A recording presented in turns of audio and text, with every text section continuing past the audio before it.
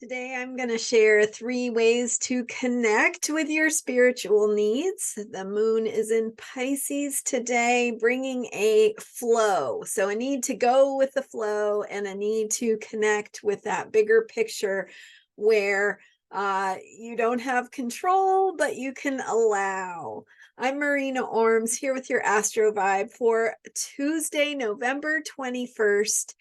And talking today about 3 ways to connect with your spiritual needs. So yesterday, Monday, November 20th, we talked about the importance of having a spiritual discipline and some different ways to think about that. So as the moon entered Pisces yesterday, it came together with the planet Saturn, which is all about form and structure and boundaries and limits, which, so you want to think container, the energy of water. Water is a liquid. Liquids need containers to contain them, or else they go all over the place and don't have a channel or a purpose, right? So they need that energy of containment, of direction, of holding through a particular kind of form. And that's what Saturn brings in. So Saturn in Pisces,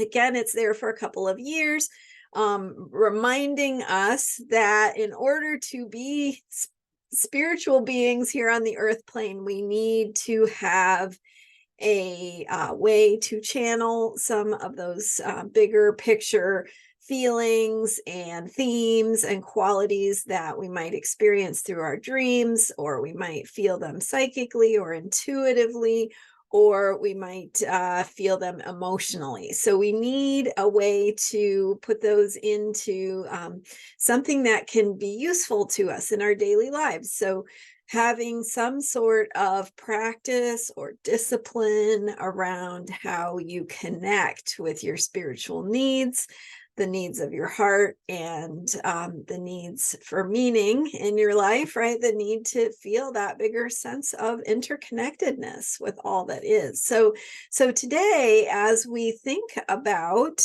how to connect with your spiritual needs, and here are some practical ideas, some thoughts and ideas that you might that might spark something for you about how you need to meet your own spiritual needs or renew your spiritual practice, reconnect with what gives meaning to your life, what your heart needs and wants, and how to listen to that heart energy.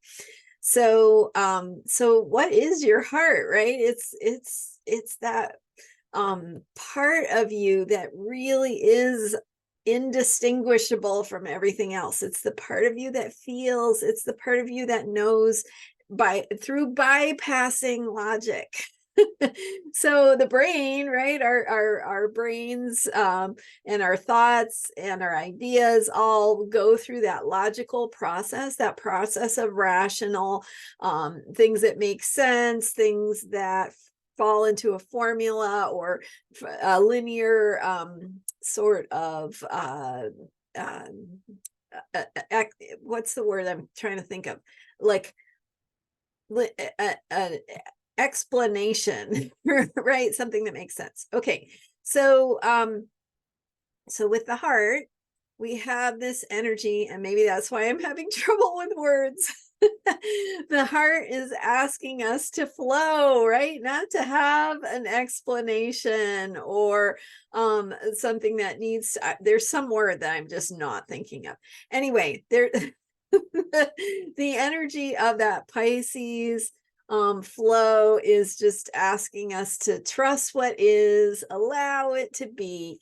Okay, so with that, here are 3 ways to connect with your spiritual needs. Again, these may or may not be right for you. They're meant to get you thinking, right? To get you thinking about what you need and the best way to meet these particular needs and themes for yourself. So 3 ways to connect with your spiritual needs. The first one is through different self-care practices you might have. So meditation, doing some yoga, some dance, some movement, going for a walk, spending time in your garden, something that is self-care for you. Maybe it's time with your cat or your dog, right? Maybe it's doing art. It's creating a container where you do that. So thinking in terms of your practices, your containers. So again, review yesterday's video from November 20th for more information about that container and why practices and disciplines are important. So whatever it is for you, right? What speaks to you, what serves you, maybe what you need now is different from what you needed a year ago or a month ago. So just giving some attention to that now and asking yourself how to best take care of yourself. So number 1 is some sort of self-care, meditation, yoga, time in nature, or doing some art, something that allows you to get lost in the process. Getting out of your mind, right? Out of that logical, step-by-step, methodical thinking. All right, number 2, connect with the bigger picture. So some way to think about why things are important to you, why this has meaning for you. What is your why? What is your bigger picture? What do you need? What gives meaning to your life? What do you need on that bigger spiritual level? Because all the practical things in the world that you might do aren't going to really serve your deeper needs unless you are connected to why you need them, why you are doing them. Is it about someone you love? Is it about some purpose that you're passionate about? So connecting with your why. So number 1 was some sort of self-care. Number 2 is connecting with the bigger picture and what is your why. Number 3 is to think with your heart. And so again, kind of coming back to what I was trying to convey earlier, which is that the heart is not logical, but it is definitely processing information. So we think of our brains as the part of us that processes information, is linear, logical, right? And then that's where we look for answers, because in our culture, we tend to give value to that kind of thinking or that kind of information and explanation. But when you connect with your heart, when you think with your heart, you allow yourself to connect with something that is more intangible, more in a flow, less logical, more irrational, but also very much is conveying information and is picking up on information, right? Some of those intuitive ways of knowing. And so listening to your heart, but also thinking with your heart. So there you go.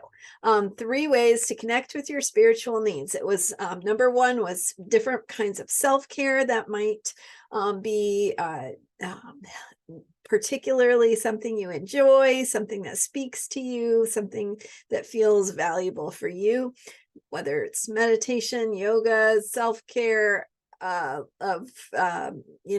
different kinds of exercise or art or whatever speaks to you. Number 2, connect with your bigger picture. What is your why? Why are you doing this? What is it for? What is the meaning that it has? Why is it important? And then number 3 is to think with your heart. And that's a great thing to meditate on, right? Like we instead of thinking with your brain, with that logical mind, allow yourself to get out of that need for rationalizations and explanations and get into the flow where things move in a more dreamlike fashion that can help you connect with your emotions and get in that flow that will take you where you need to go. All right. Thank you so much for being here. I'm Marina Ormes. You can learn more about me at astrologyheals.com, more about how to work with me in one-on-one sessions. I also have mini readings if you want to get a taste of what I do, or a quick check-in for what's showing up in your chart, especially related to maybe the upcoming full moon, for example, or the new moon in Scorpio that passed. So you might want to do a quick check-in through a mini reading to give yourself some insight into what's showing up for you at this time. It's a 10-minute recorded mini reading. So I do the recording and send it to you at the time that you sign up for. Very affordable. Check it out at astrologyheals.com.